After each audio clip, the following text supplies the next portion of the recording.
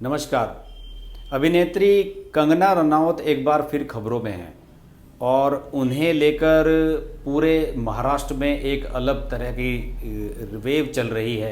ऐसा लग रहा है कि जैसे कंगना रनौत नहीं, वो अंडरवर्ल्ड की डॉन है, क्योंकि उनके खिलाफ मुंबई पुलिस ने इतने सारे मामले, इतने सारे केस दर्ज कर दिए हैं कि बस पूछिए मत।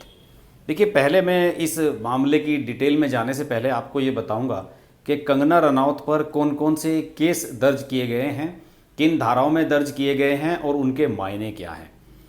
कंगना रनौत पर एक केस दर्ज किया गया है धारा 153A के तहत।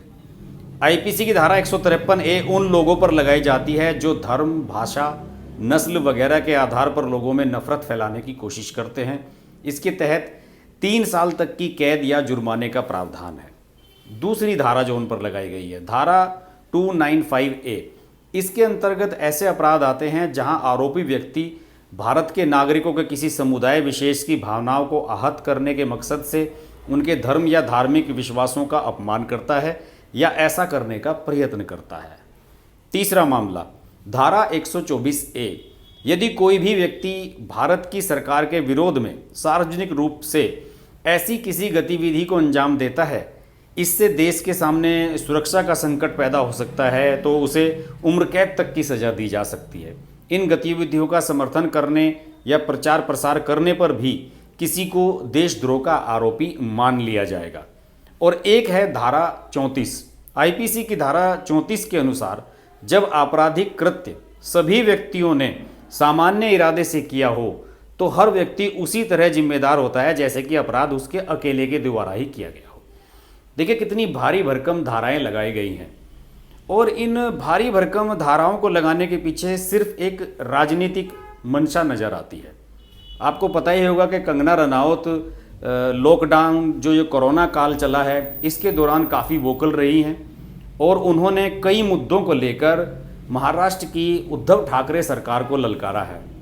यही वजह है कि कंगना रनौत उसी कैटेगरी में आ जाती हैं जिस कैटेगरी में अर्नब गोस्वामी थे, यानी कि उद्धव ठाकरे की सरकार उन्हें निशाना बना रही है और ये कोशिश कर रही है कि उनकी जो बोल्डनेस है, जो आक्रामकता है, उसको किसी तरीके से दबाया जाए। इसी वजह से लगातार उन्हें पूछताछ के लिए बुलाया जा रहा है। आज यानी 8 जनवरी को भी कंगना रनौत को पूछताछ के लिए बांद्रा पुलिस स्टेशन में बुलाया गया।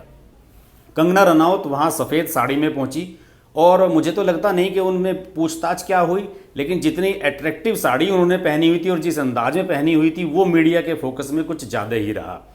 बहरहाल ये डिटेल तो नहीं मिल पाई है कि किस तरीके से उनसे पूछताछ की गई, क्या उनसे पूछताछ की गई, लेकिन जो जानकारी आ रही है उसके अनुसार कंगना रनौत और उनकी बहन, जो उनकी मैनेजर भी हैं, रंगोली चंदेल, दोनों को लगभग 2 घंटे तक पुलिस स्टेशन में रखा गया, उनसे पूछताछ की गई। दोनों के खिलाफ कोर्ट के आदेश पर 17 अक्टूबर को बांद्रा पुलिस स्टेशन में राजद्रोह का केस दर्ज किया गया था। कंगना को बताया जाता है कि पूछताछ के लिए 3 बार समन किया जा चुका है, लेकिन चूंकि हिमाचल प्रदेश में, जहां की वो रहने वाली हैं, वहां पर उनके भाई की शादी अभी हाल ही में हुई है, तो वो अपनी भाई की शादी में व्यस्त होने के कारण यहाँ नहीं आ पाई थी।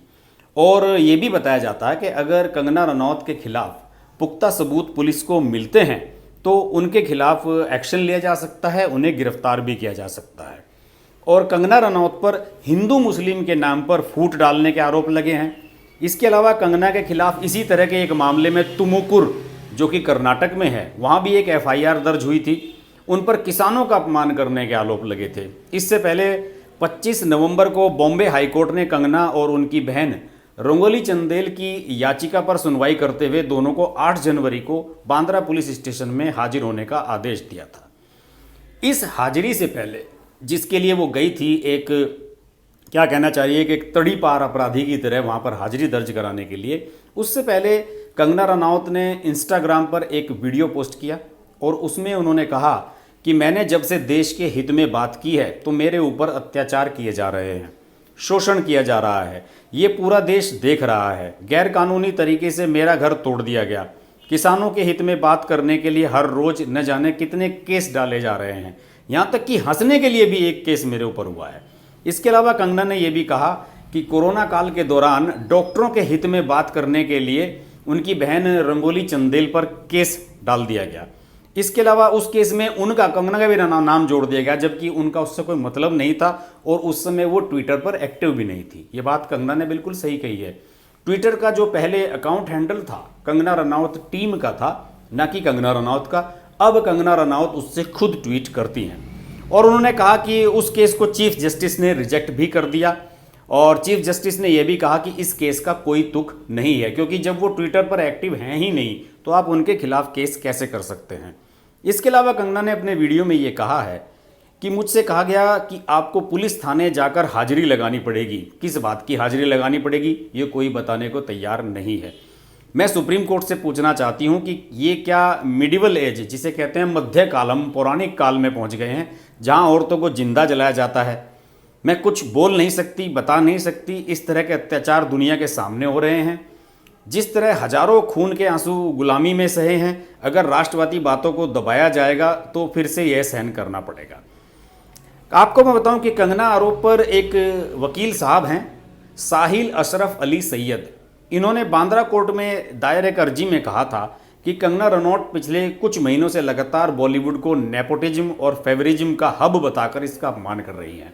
वे सोशल मीडिया और टीवी इंटरव्यू के जरिए हिंदू और मुसलमान कलाकारों के बीच फूट डाल रही हैं और साहिल ने अपने सबूत में सोशल मीडिया पर की गई पोस्ट का हवाला दिया था। और इसी में बांद्रा के मेट्रोपॉलिटन मजिस्ट्रेट जयदेव घुले ने कंगना के खिलाफ सीआरपीसी की धारा 156(3) के तहत एफआईआर दर्ज कर जांच करने के आदेश दिए थे और इसी एक्शन पर पुलिस ने कंगना और उनकी बहन के खिलाफ केस दर्ज किया और उन्होंने ये पूछताछ की है। कुल मिलाकर इस मामले में दोस्तों मेरा यही कहना है कि कंगना रनौत इस समय मुंबई पुलिस के लिए एक सॉफ्ट टारगेट बन चुकी हैं। उद्धव ठाकरे ने अर्नब गोस्वामी के मामले में अर्नब गोस्वामी को गिरफ्तार करवाया, फिर उसके बाद उन्हें सुप्रीम कोर्ट से जमानत मिल गई। उसके बाद अब कंगना रनौत के घर पर आपको पता ही होगा किस तरह से बुलडोजर चलाया गया था, जबकि वो उनकी गैर मौजूदगी में सारा कुछ हुआ। कंगना रनौत उस समय हिमाचल प्रदेश में थी, कई महीने से वो लॉकडाउन के दौरान मुंबई में नहीं आई थी और उनकी गैर हाजिरी में ही बिना किसी पूर्व नोटिस के उनके सारे उस निर्माण को तोड़ दिया गया, जिस पर बीएमसी जो म्युनिसिपल कॉरपोरेशन है मुंबई की, वो ऑब्जेक्शन कर रही थी। किसी भी कानून में ऐसा नहीं किया जा सकता कि अगर वहां पर घर का मालिक मौजूद हो तो आप उसके किसी भी निर्माण को तोड़ नहीं सकते, भले ही वो अवैध रूप से निर्माण किया गया हो। उस मालिक की मौजूदगी का वहां होना बहुत जरूरी है।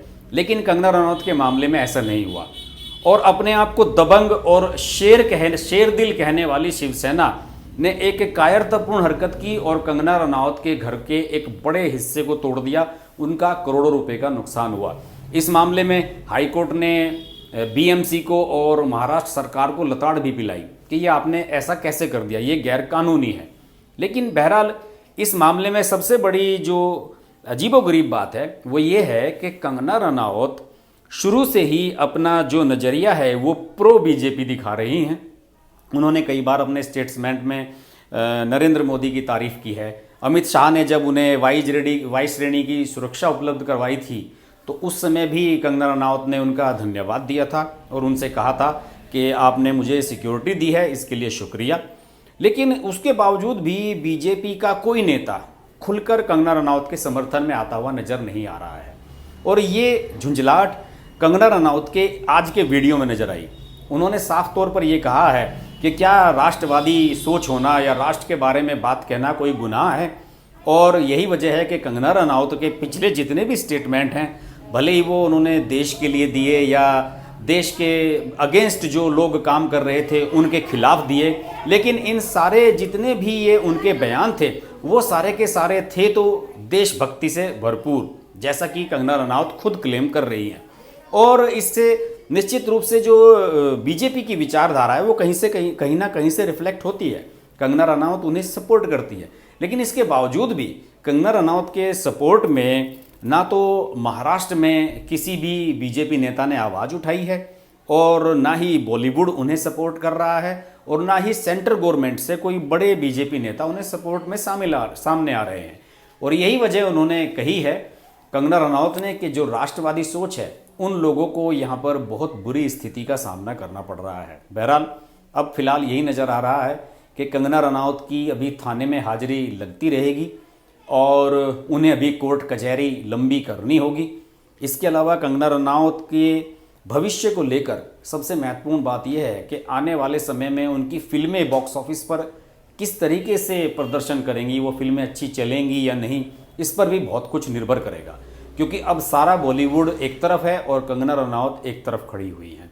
उन्हें सपोर्ट की ज़रूरत है और ऐसे में उन्हें सपोर्ट महाराष्ट्र बीजेपी से मिलनी चाहिए, महाराष्ट्र सरकार के जो पुराने अधिकारी हैं उनसे मिलनी चाहिए और होम मिनिस्ट्री और सभी को प्रोएक्टिव इस मामले में होना चाहिए कि उनकी हेल्प की जाए, क्योंकि उन पर इतने केस लाद दिए गए हैं कि वो लंबे समय तक ये मुकदमे ही लड़ती रहेंगी।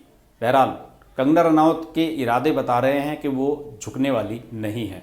कंगना रनावत, उद्धव ठाकरे, महाराष्ट्र सरकार, इस पर हम बात करते रहेंगे। आप देखते रहिए हर्ष की बात लाइव। नमस्कार।